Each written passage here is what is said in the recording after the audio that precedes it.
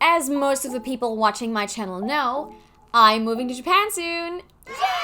Things are not 100% locked in yet since the borders are still technically closed, but I'm hopeful that I'll be able to move to Japan in January. And needless to say, I am incredibly excited. I've been to Japan 3 times before, I've always loved it, and I can't wait to go back. Lisa from the future here. Ever since I recorded this video, there have been a few changes, because Japan is now technically open, but it has become a lot more difficult to even plan out now when I'll be able to go, since there's a very complicated system in place that essentially defines who can go when. So I will probably not be in Japan until April 2022. Back to the video. It's been 2 years since my last trip to Japan, and the closer I get to the move, the more I start getting excited for all the things that I've been missing for so long now. Most of all, I can't wait to see my friends again. But there are some other things that stick out. So today, I want to share some of my favorite things about Japan that I'm super excited for.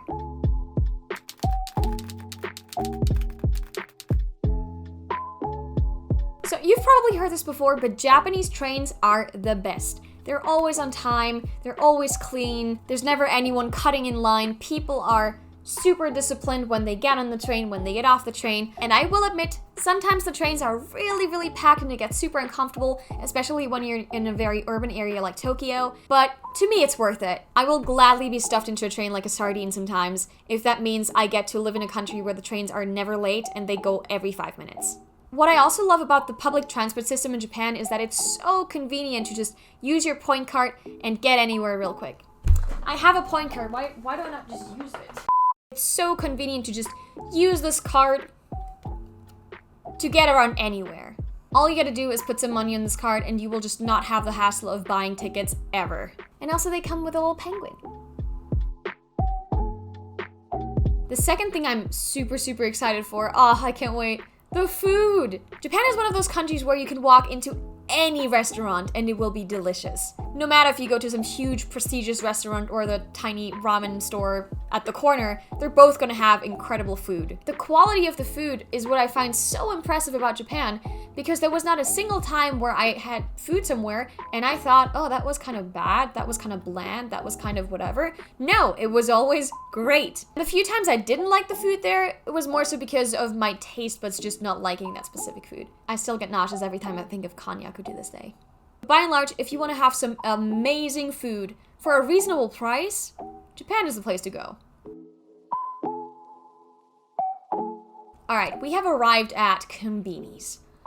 Ugh. So I live in a country where there's just no convenience stores at all, and the supermarkets usually close around like 7 at the latest. And when I first went to Japan for the 2 months I was there, I cannot tell you how much I appreciated just having a convenience store 5 minutes away from my house, because I had cravings all of a sudden that I didn't know existed within me. But to be honest, I think that's just Japanese summers, that you suddenly crave ice cream at 1 a.m. in the morning. So the greatest thing about konbinis is obviously that they're open 24/7 and always available, and there's one like at every single corner. I cannot walk 5 minutes without stumbling across a konbini, and I love that. And on this point, I want to mention that I'm kind of biased since I've only really stayed in the Tokyo area, where there's obviously a lot more of them. If you go into a more rural area, you won't see them at every corner, obviously, but there's still a lot of them. And to get in on the whole debate of which convenience store is the best, nothing beats a 7-Eleven egg sando. And you know it. I dream about it every night. Another thing I wanted to put into this category is the vending machines that you find scattered across Japan everywhere, even more so than konbinis. Dehydration doesn't exist in Japan. Just go to the next vending machine. It's probably going to be 2 meters away from you. And the selection they have in those vending machines is always so interesting too, since they change it up seasonally. So while in summer you're going to get all the cool, refreshing drinks, in winter they will also have a selection of hot drinks there. But I feel like I've talked about food enough, so let's move on to the next point. This might be a more Tokyo-specific thing, but this is definitely one of the biggest differences I see between Tokyo and the current town I live in. There's just so much to do. One of my favorite things when I was in Japan was actually going to the Sega arcade and playing rhythm games.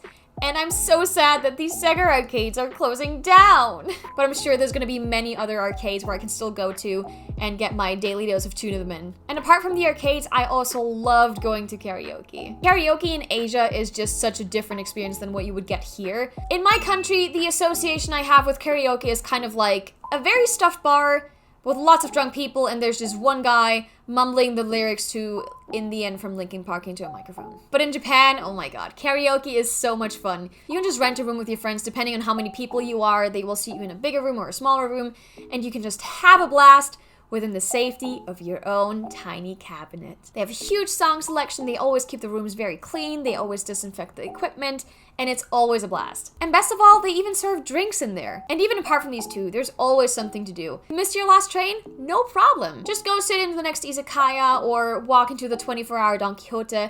There is always something to do. The fifth thing I really wanted to mention is that Japan is just so clean. I've already hinted at it in other points before, but Japanese people take cleanliness seriously. And I absolutely love that. I love how everything is just always so clean. There's no trash on the ground, there's no cigarette butts on the ground. And the effect that has is that everything just looks so incredibly scenic. Japan really knows how to keep their public places clean. But also, they're so pretty. If you walk around a Japanese city, you'll soon find that there's so much attention to detail in the small things like a fence or a bridge. Some of the sewer lids even have cute designs on them. And I just love how Japan puts so much effort into the aesthetics of how things look. Because wherever I go, I kind of feel like I'm just walking around a movie set. And I think the best part is that whenever I walk around the neighborhood or something, I never get bored of just looking around since everything looks so pretty. So these were the 5 things I'm most excited for when I go back to Japan in January, hopefully. And let me know in the comments what your favorite things about Japan are. If you've been to Japan before, what do you like the most about it? If you have never been, what do you think you're going to be excited for? Let me know, and I'll see you guys next week.